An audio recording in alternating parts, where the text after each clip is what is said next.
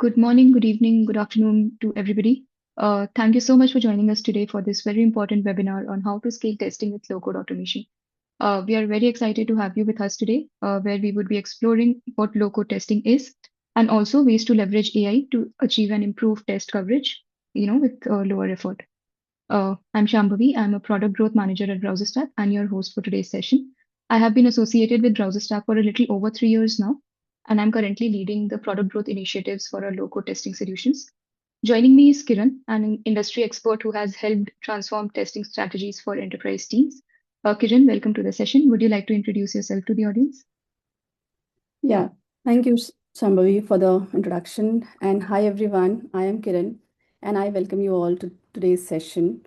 For the last 14 years, I've had the privilege of working across most of the dynamic industries like retail, e-commerce, financial services, and AI. So my career has been dedicated to quality first products that scale and transforming QA into a strategic pillar rather than just an afterthought. So today I serve as a QA manager where I lead testing for AI-driven applications, NLP platforms, and LLM-based applications. So in my recent work at Mylan Foundry, I have designed and executed QA strategies in my recent for the conversational AI flow and RAG pipelines and also agentic applications. So the QA team there is majorly focusing on finding the accuracy of AI model, precision recall, and all other different types of AI matrices. So alongside the industry experience, I'm also deeply passionate about teaching and enabling QA talent. And I have also been lucky to train many QA professionals across multiple companies and helping the team grow in testing automation and agile practices. So, and yes, I also love sharing my knowledge on YouTube. So the reason I'm passionate about today's topic is simple. Testing is changing, automation is changing, and AI is changing us all. So, and the team who understand this shift as early as possible, the next decade of quality engineering belongs to them. So yeah, that's about me, guys. Let's move forward. Great. Thank you so much, Kiran. Now, before we begin, here are a few housekeeping items. So the session will run for an hour, including 15 minutes reserved for Q&A at the end. The session will be recorded and the recording will be made available to all the participants. Chat would remain disabled at all times, but if you have any questions during the presentation, please type them in the Zoom Q&A box and we'll address them during the Q&A session at the end. Now, without further ado, let's jump into the agenda for the session today. So this webinar is structured to give you like a comprehensive understanding of low-code testing, use of AI in low-code testing, and also then introduce our in-house solution, which is BrowserStack low-code automation. We'll go through a sneak peek of the product as well and wrap the session with a Q&A. So let's get started. I hope you all are excited as we are. Today isn't just about, automation tools. It's about the crisis of velocity that we're all facing. We are seeing a fundamental shift in how software is delivered. The market demands speed, but our users also need perfection, right? So usually you have to pick one. But today we want to discuss how low code and AI are finally allowing us to choose both, right? So let's start with the reality on the ground. When I talk to QA leaders across the industry, they all describe a very similar kind of burnout, right? Uh, um, we see that teams are struggling because there is maybe a skill barrier for coding robust automation, and then hiring senior SDETs is incredibly difficult right now, right? So you end up with like a trap where we are pushing code daily, but then we are also stuck in maintaining scripts, right? So Kiran, in your consulting with enterprises, where do you see the system breaking the most? Is it just about the speed of pipelines, or is there a deeper issue, with the skills gap and the available talent pool? Mhm. That's a great question, Shambhavi. The truth is the system doesn't break in just one place. It breaks in three interconnected layers. The most enterprises only notice the symptoms and not the root causes. So the first point of failure is not the pipeline, it's the pace of the change. So most employees today deploy faster than they test. So dev cycles have moved to daily or hourly releases. But QA is operating in the same weekly sprint based rhythm. So what happens? Test can't keep up, and regression suites grow but remain brittle. Now, teams spend more time fixing the automation than expanding it all the time. So the pipeline speed exposes a gap. But the real issue is automation that is not scalable or maintainable. So let's say there are 10,000 test cases, and when they increase the deployment frequency from weekly to daily, the pipeline begins to fail almost every morning. So not because the tool is bad, but because the automation isn't designed to evolve at that speed. Now, the second deeper failure point is the skill gaps. So enterprises assume the problem is we need more automation engineers, but the reality is more nuanced. Modern testing requires understanding of programming, understanding of domain workflows, AI ML behavior, CI/CD, and also data flows. Now, it is extremely rare to find someone who has all the skill sets. Now, and because of this mismatch, automation engineers can script but don't understand the business logic. So the SMEs understand the business logic, but they cannot script. And AI team understand the model, but they don't know the test strategy. And QA team understand the testing, but they don't know the AI behavior of pipelines. So this skill fragmentation is a huge reason of system failure. It is not a lack of talent, it is the misaligned talent. Now, the third and the biggest failure or reason behind breaking pipelines is that the assumption that only the automation engineers or the coders can automate. So this creates a bottleneck. So in many enterprises, only 2 to 5% of QA team members actually contribute to the automation. The rest rely on manual testing or exploratory testing because traditional frameworks require coding experience. So the pipeline speed becomes irrelevant if only 2 to 5 people in the team are contributing. So the system doesn't break at the pipeline, it breaks where people, skills, and speed and strategy together, they don't align. Yes, Shambhavi. Great. Thanks a lot for, sharing your insights. And I think that is kind of the perfect segue as well. For for a very long time, automation meant that, you needed to be like an SDET who could write very complex code frameworks from scratch as well. And that naturally limits who can contribute. But yes, we have seen a shift recently where the definition of low code has matured, beyond just the simple record and playback tools. And we aren't just talking about recording clicks anymore. We're talking about logic, data-driven flows, and also, so many things, right? Mhm. Um, Yes. So if we try to understand the low code test automation, so when we say low code, we are not talking about low control or no control. We are talking about removing the unnecessary complexities that has been inculcated. So instead of writing 50 lines of code for one click button, you use a visual workflow. So instead of reinventing the functions, you use reusable components. So this matters because in a typical sprint, the blockers aren't big features, they are the small UI changes which happens very frequently. So low code systems solve that by modularizing everything and abstracting the complexity away from the everyday users. So that's about what low code actually mean in true sense. yeah, Hmm. for sure. I think I would like to ask a question to the audience. I'd like to hear from you all. You would see like a poll flashing on the screen right now. So yeah, I would like to understand, which one of the following activities consumes most of your time or your team's effort in your current testing workflow, right? We'll maybe just give about a minute for everybody to respond. But yes, I think it's about participation. When you lower the barrier to entry as well, you stop gatekeeping quality, right? And it kind of reminds me when we saw the shift with DevOps, suddenly ops was not a silo. We are seeing data suggesting that low code isn't just easier, it's also significantly faster for everyone, even experienced developers who just want to move quicker. And that seems like a massive cultural shift, right? So Absolutely. Kiran, I wanted to understand beyond just being easier to use, what kind of productivity or maybe efficiency gains are we seeing in the real world? And how does that shift help break down those traditional silos between the manual QA team and the automation engineers? Mhm. So are we done with the poll or can we move forward with that? Yes, I think we can. Yep. Yeah, so that's a very important question which you have raised.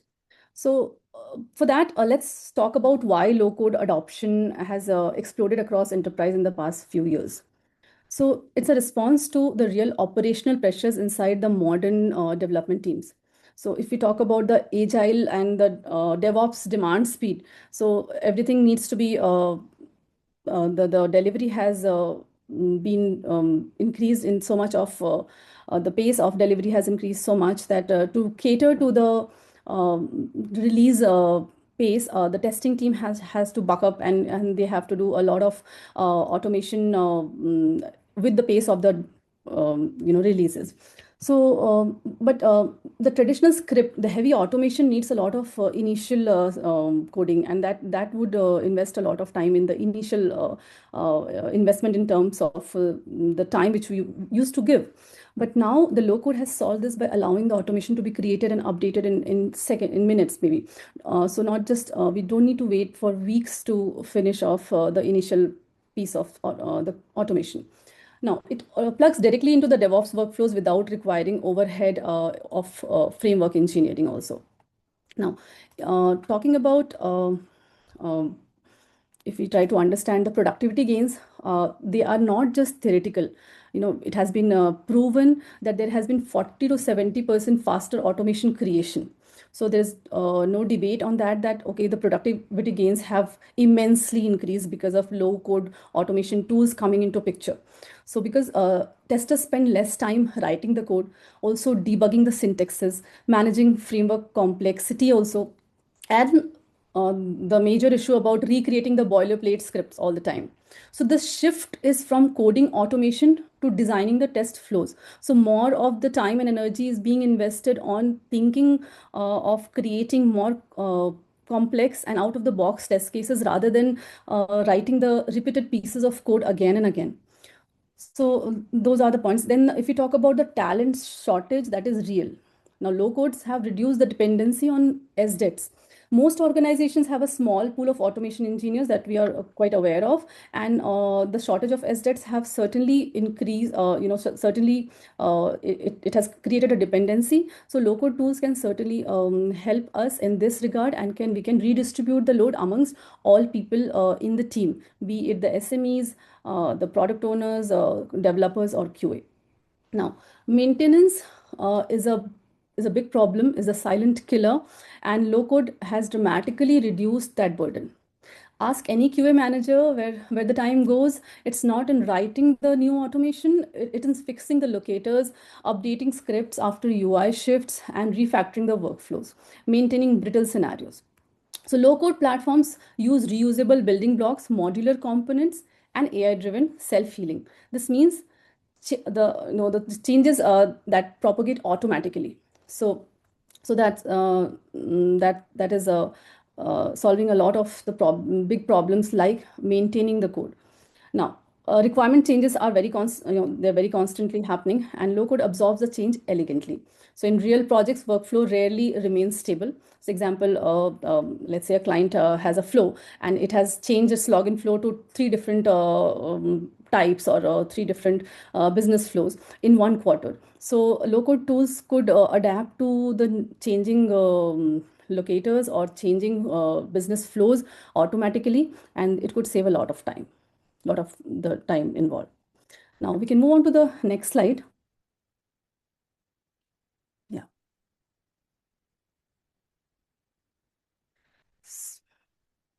Yeah.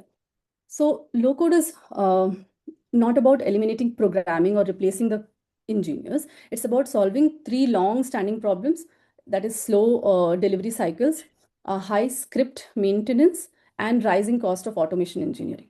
So most automation failures we see today aren't product bugs. They are test script bugs. So, and the flaky test causing false negatives. So low code addresses these issues by abstracting away fragile code and replacing it with stable, reusable building blocks. So the second major insight is having a democratization within the team. So it is a game changer, as when automation becomes accessible, something powerful happens inside the team. All of them can contribute their part if they are able to automate. So be it manual testers, SMEs, or the business analyst or QA, of course. So the development, it sees a faster feedback loops. The automation backlog reduces drastically. So this removes the historical bottleneck where QA had to wait for automation engineers to automate a simple business flow. So automation stops being specialized, being a specialized activity. It becomes the capability of the team there. So we can move ahead. Great. I think that was, very insightful. But like you also mentioned that, speed is great, but scalability, the biggest hesitation that, I hear from the technical leaders is kind of something like spaghetti automation, creating a mess of unmaintainable scripts that work today but break tomorrow. And also, there's a belief that low code might not have the discipline of traditional code-based frameworks, right? So basically, if a team wants to adopt this at the enterprise level, not just for 50 tests, but say for 5,000, what are the architectural pillars they need to have in place? How do you, ensure that these tests remain maintainable over time? Kiran, would you like to share your thoughts? Mm-hmm. Okay. Yes. It's very important that we are designing a suite to be able to scale up tomorrow. So if today we have 50 test cases and we want to make it 50 or maybe 5,000 or 50,000 as we grow, as the product expands. So the team needs very strong architectural pillars, which you can see here. So whenever we talk about automation, everyone focuses on the tool, which tool to select, which tool we should be using. But in reality, the tools don't give you scalability. It's the test design which we have to plan. So if your automation is not built on strong foundation, it will still break the moment the product scales up. So the UI changes, or maybe there are more business features being implemented. So it will certainly break. So let's talk about these important principles which has to be followed if we are wanting to build a very robust automation suite. So first point is about having a very modular design. So you have to build once and reuse it all the time, most of the time, as much as you can, because if you're not reusing the components, so let's say login, search, checkout in an e-commerce flow, let's say these are the usual components, and you're not reusing those modules in the entire suite, if you're writing it again and again, then that doesn't make much sense. So that is the kind of designing we all should be focusing on when we are putting a base to our test suite. Then the second point is about having clear organization. So automation, it becomes unmanageable, not because it is very large, because it is disorganized. So all the people have different way of coding, different way of maintaining the folder structures, or their own naming conventions. So this has to be standardized among the teammates so that everybody is following the similar pattern. And this is a big time problem, matching everybody's style of coding and everybody having the similar way of maintaining the code, and then clubbing them together. It is a big time issue. So that has to be one of your principles when you're setting up your designing your test suite, that everybody follows the similar conventions in terms of naming conventions, folder structure, test data organization, or the module, how you are categorizing your modules. So this helps when new testers join, or somebody is trying to change the project, so they can understand if there is a standard process being followed, they can easily adapt to the new suite. So that is the second point. Now, having version control in place from the very beginning is very important. So there is no debate on whether version control should be there or not there.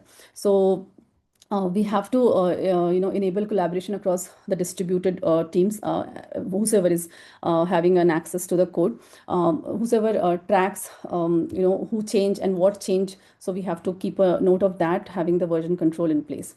So that is the point. The next pointer talks about gradual scaling. So it should not be, it should start with a very small win. So once you are able to automate a small section, and then you should scale up to a bigger part, so that it's the planning is it is so the prototype has to be there so that everybody is in the right direction. Everybody is well aware of where they are landing up to. So let's say you start with a high value workflow, and then you automate that, you calculate the ROI, and then work on a bigger piece of section of the application. So that will certainly that is certainly a well proven approach to grow in the automation. Now, having an environment agnostic design is very important. So once it is running on one environment, it must be running on all environments. So you're writing a piece, or you're writing your strategy in a way so that it is able to run on dev, QA, staging, production, and it should automatically adapt to the environment differences. So be it using config files or be it using environment variables, wherever you are trying to do the settings, it has to be global settings, and you have to make your code environment agnostic.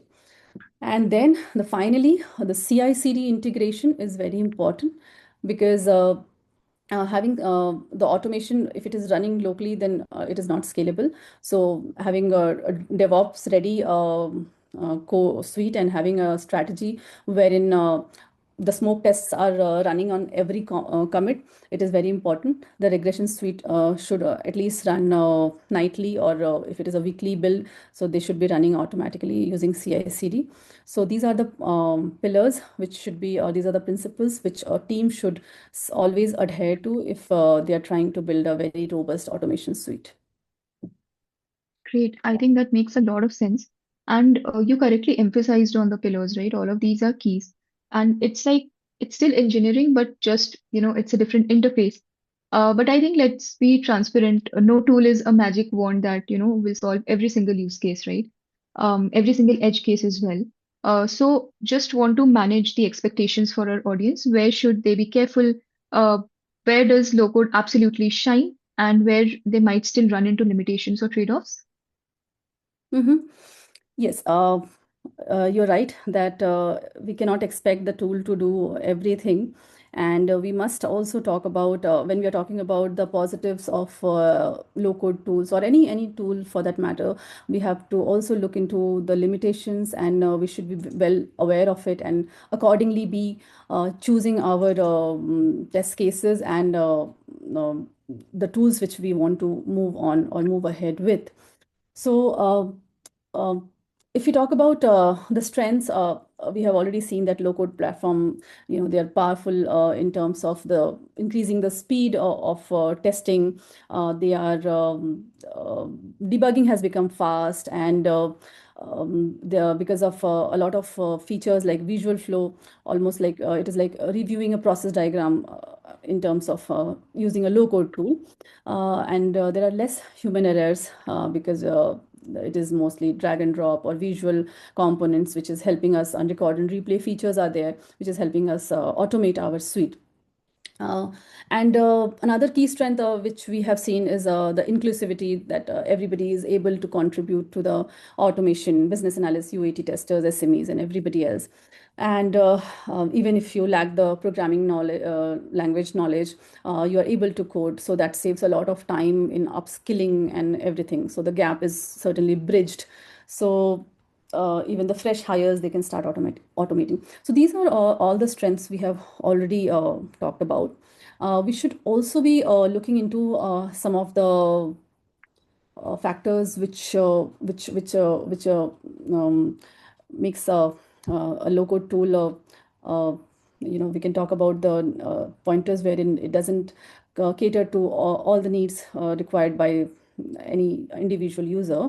So lack of flexibility for complex or edge case scenarios.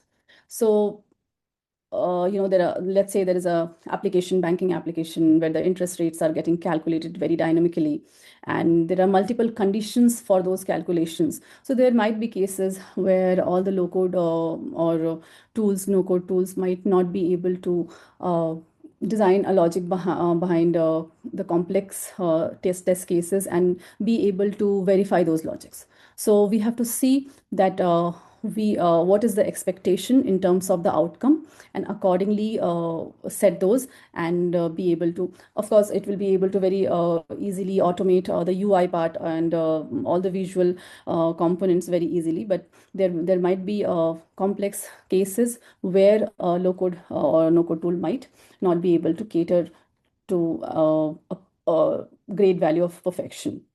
So that can be one thing. Now, there are various mm, type of testing like security, the performance, API testing, which might not be of course, some percentage of these testing can also be carried out, but you cannot expect 100% coverage of such test cases using no-code, low-code tool for now. There are still advancements in this technology, and we have not been, currently we cannot say that, yeah, we'll be able to 100% do all different kinds of testing using low-code, no-code tool.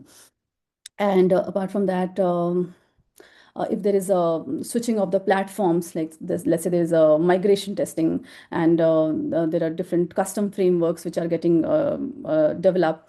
So we cannot be very sure on low-code tools being able to automate, or being able to automate all different, abstraction layers in that case.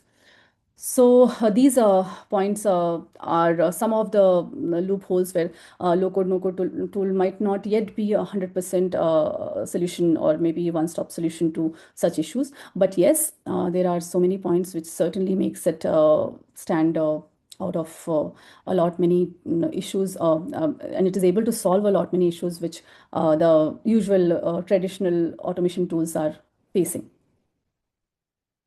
Great. That's actually good to know. And I think I really want to get to the topic that everybody is talking about, which is AI. Everywhere we look, there's a new AI tool, which promises to fix everything. So it's definitely the biggest buzzword in tech right now. And frankly, it can be a bit overwhelming as well. But as practitioners, we have to look past the marketing and we need to know if this actually moves the needle for us on the ground, or, is it, I mean, how do we do that, right? So let's cut through the noise and, can we actually leverage it meaningfully in low-code testing right now, according to you? Or is it too early? I'd love to hear, what practical applications you are going to see just beyond the hype. No, AI is not just a buzzword anymore. AI is already fixing a broken test automatically, and it works. There are a lot of AI driven features in low-code, no-code tools, and those can we can walk through few of them, and we can see how AI is able to help uh, increase the speed even more, and how uh, AI is helping, as AI is helping all different other sectors. What is it doing here? So AI is using self-healing. The first most used feature of AI in automation is self-healing. So it is the strongest and most meaningful here. So when a button moves or a label changes, so the broken web elements are the major issues of any automation suite. So whenever a button moves or it changes, so traditional scripts, they fail instantly. With AI, the system automatically identifies the new element and updates the locator, which is called self-healing. Now, this instead of spending hours, AI can also when we are converting the user stories into test scripts, AI is generating the tests from requirements, recordings, and user flows. So we have been using it. So low code, no code tools, they allow us features to convert the test requirements into user stories into test scripts, or the requirements into test scripts. So AI can produce or draft automation flows instantly. So let's say a team is using AI and they want to convert the acceptance criterias into automated test steps. So initially, with the traditional tools, earlier it used to take some maybe 4 or 5 hours of work, and now it can be done in minutes. So AI is certainly changing the game. Now, what happens, like how it is technically doing it, is now when the DOM is unstable. Let's say the DOM is unstable, and AI uses a multi-signal locator fusion model. And instead of relying on one single XPath, it uses semantic cues and visual embeddings. And then DOM graph structure is followed, and the historical locator signatures are matched, and the behavioral patterns of the elements are run across. So AI combines all these signals using a weighted ensemble model, and then it determines the most updated locator. So that's how this works, that how AI can generate or maybe they can heal the locator themselves and generate the also test cases from test steps from the requirements. Now, visual AI recognizes UI elements like a human eye would do. So it is very important that for modern web apps where the DOM structures are dynamic, AI, it doesn't rely on the XPath. It uses the visual cues. So that is also one of the features which is highly being used, visual AI recognition. Now, it uses majorly computer vision or OCR technology, and there are object detection models like YOLO or optical character recognition. OCR I already talked about. So these are used for recognizing the elements visually, and this is where AI is supporting. We have predictive test selection, where it is having a high impact use of AI. So running all tests for every commit is certainly unrealistic in large enterprises at least. So AI system now analyzes the code, and it predicts that which components are impacted more, and accordingly the test can be selected and they can be run through. So that is one thing. And also natural language test authoring is another this thing, another feature which AI is catering to in automation. So AI and low code, they actually are shining together truly. So in case of the natural language prediction, the AI like LLM prompt processor and intent classification engines are being used, and accordingly they can understand the natural language and segregate the test cases accordingly. So apart from these features, AI analytics, they help the teams to understand the failure patterns. So wherever there are flaky patterns or wherever there are hotspots, they can be identified using AI as well. So, let's talk about a scenario where there is a financial maybe trading platform or a platform which has elements which changes too fast. There's a lot of dynamic change of the elements in a platform. Now, in that case, any of the AI features like self-healing, where the UI updates faster, the changes are the elements change so fast. So AI can certainly help. So let's say in any trading platform, so the buy button will become active only at certain conditions. So AI will help here by having a history of the element, how it has behaved in the past, and accordingly it will heal itself and be available to be clicked in certain conditions. So these are the situations or places where AI can certainly increase the speed of automation. So that was about how AI is helping increase the pace of automation. As it is, the low code tools have changed the game, and it has increased a lot and saved a lot of our time from using the traditional automation tools.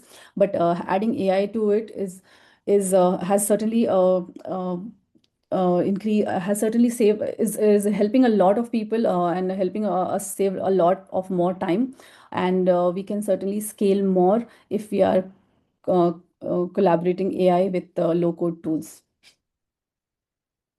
Great. I think we can move on. Mhm. Yeah. Yeah. Do you want to talk about, what is the real business impact of all of this? Mhm. So as I discussed about the AI, how AI features are tremendously affecting or is in a positive way the automation. We can see in very in the recent years the automation is going to be accessible to all, and we can see a huge shift from the usual manual testing or traditional automation testing to AI plus low code automation tools. By having all these features which I mentioned, all these and there's certainly a lot of more in inventions, lot of AI enablement happening in the tools, which will help us grow and which will help us save a lot more time. So if we talk about the industry impact, we are seeing that AI and low code is the next leap forward in terms of automation, in terms of growing the QA team, and all other team members participating and doing automation together can certainly reduce a lot of the efforts and times, and we can certainly put in a lot of energy and our thought process behind designing a more robust testing strategy than investing time writing repeated codes. So yes, that's the impact AI is having on our industry standards. Great, great. That's really good to know. I think I would also like to understand from you all, the audience, if AI could enhance one aspect of your testing workflow, where would you most want to see its impact? Um, we do have the methodology, like the low code, and then we also have AI engine, right? The final piece is, execution, how to stitch them. Most of the teams or the leaders that there are probably doing some sort of automation already or want to do or, want to get there. But, what should be the day one plan, if I may ask? And how should they assess if the team is ready? What is the safest way to begin? Uh, Yes, the day one plan, it has to be, nobody should, as I already mentioned in the previous slides, we should not jump on to automating everything at the first day. So it has to be a planned approach, wherein first of all we should see the access readiness, like the system stability, how stable is our UI, APIs, or the microservices, and we have to validate the test data and environment reliability also, and we have to also ensure that we have the basic QA processes existent. So once these things are checked, that okay, we are at a stage wherein we are having a very stable ground ready, then we can choose the safest starting workflow. So something which is having high value frequency changing flow, and it spans to multiple services. So once we decide that, then we can choose some reusable core modules. So once we choose those modules which can be reused again and again, be it a login or payment, API checks, so once these modules are chosen, we can start focusing on automating them, and also to integrate them into the CI/CD pipeline. And once we have these things in place, once we have the reusable components, and we have also started automating them to some extent, we can scale slowly and safely. So we can expand the modules, and we can increase the coverage, and we can also introduce the AI and healing and the predictive test selection methodologies in that. And we can also train the SMEs to contribute via low coding tools. And once the scaling up is happening, we can optimize it continuously, by removing the redundant tests, and we can reduce the flakiness. We can use again AI analytics to focus on the risk areas. So using these, I think we can have a very planned structure of having a very robust automation suite in place. And as I said, we should not be focusing on trying to automate everything on the first day.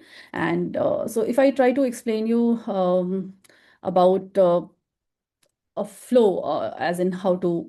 So if you want to um, maybe first choose, maybe decide on understand your business workflow. So once you know your workflow, that okay, what all features are there existent, once you understand that, then you can decide on the um, how many SDETs are there, or how many people are dependent on the SDETs.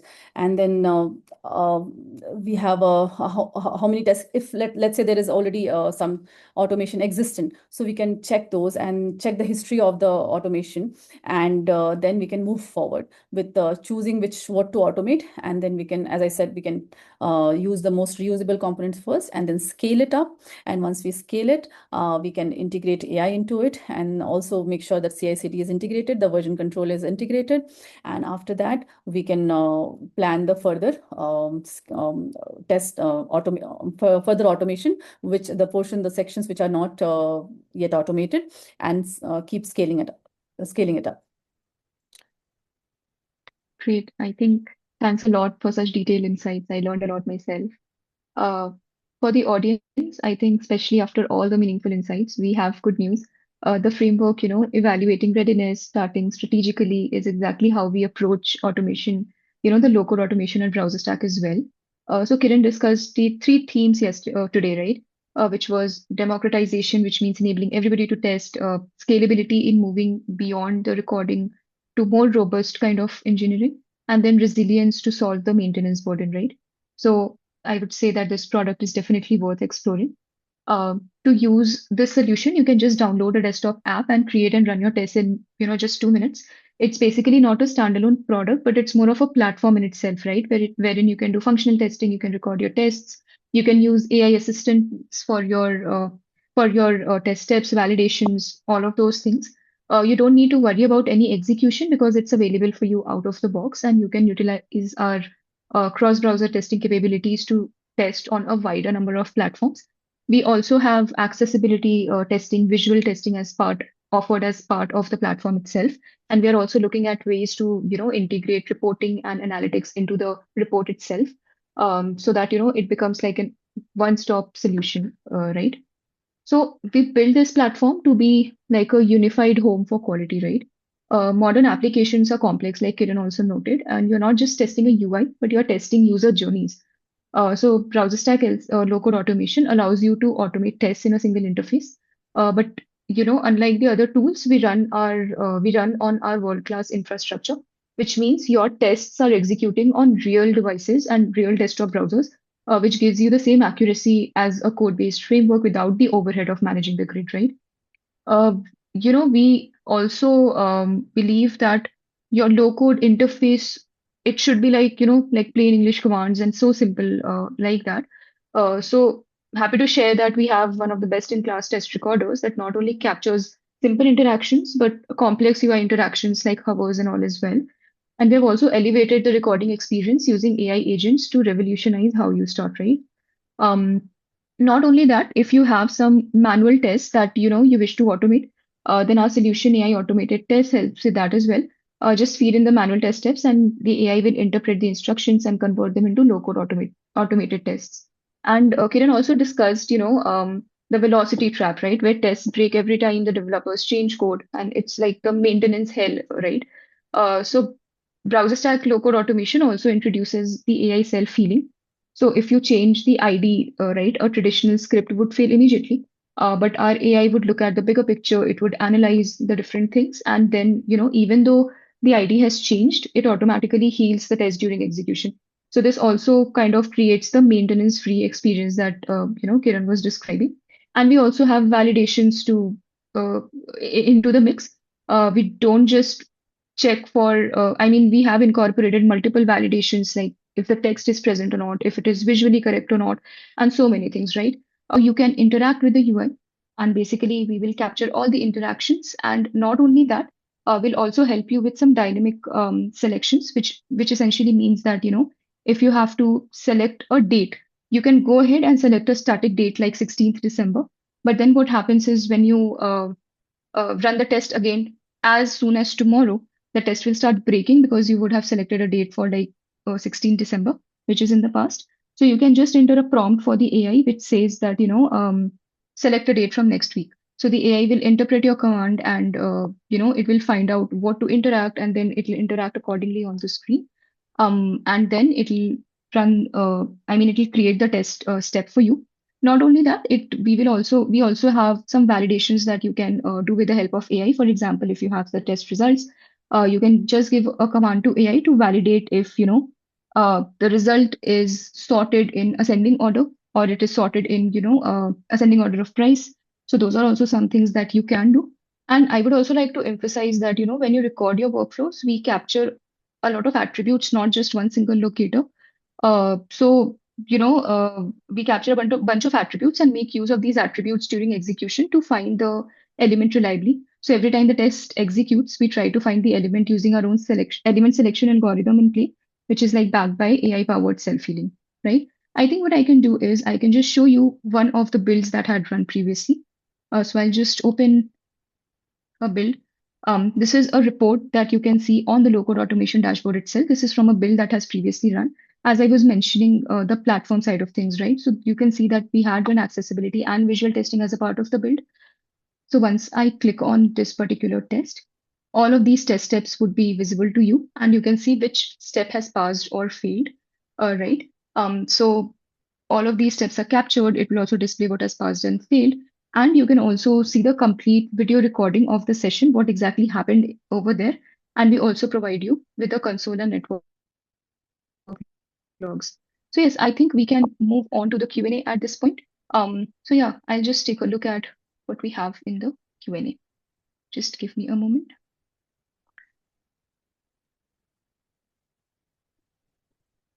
Okay, so Kiran, uh, I think there is also a poll that is flashing on your screen right now. If you would like to explore how you can enhance your testing workflow how BrowserStack AI can enhance your testing workflow, please respond to the poll as well while I take a look at the questions.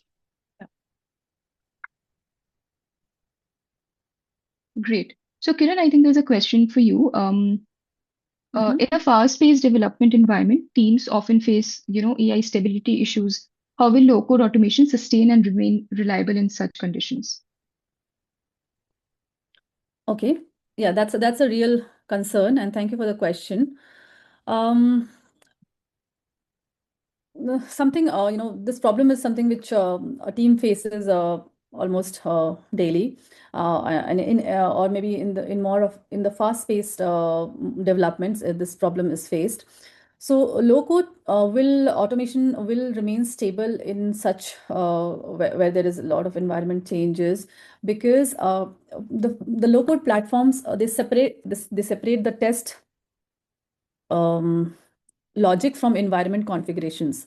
So instead of hard coding the URLs, credentials, or feature flags, everything is driven through environment variables and configs. So when a dev environment is rebuilt, scaled, or partially unstable, tests don't need to change. Only the configuration do. So that is one point. Another point which I can think of is the modular and the component based design, as I discussed in my previous slides. So it limits the blasting of the failure radius.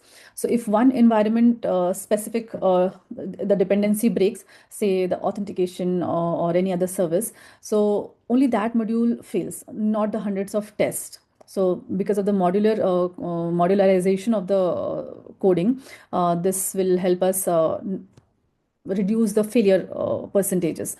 And also the AI assisted when we will have AI integrated, as the low code tools are having AI assisted capabilities, so it will handle most of the instability problems. So the self healing will reduce the failures of UI shift or drift, and the visual recognition will handle the dynamic rendering, and the difference between the environments will also be solved.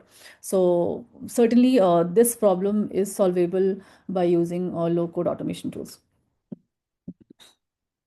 Great. Thank you so much, Kiran. I think we do have a few more questions, but in the interest of time, we'll get back to you, offline. We'll send a reply to you. So yes, you can join our Discord community as well, to, connect with the fellow testers and developers. So if you're interested, please do join. You can scan the code and join the community. And yes, I think I like thank you everybody for your participation. I hope this was valuable, and we do hope to see you again soon. Have a good day or night wherever you are. Thank you. Bye bye. Thank you, everyone, for being a part of this session. Thank you.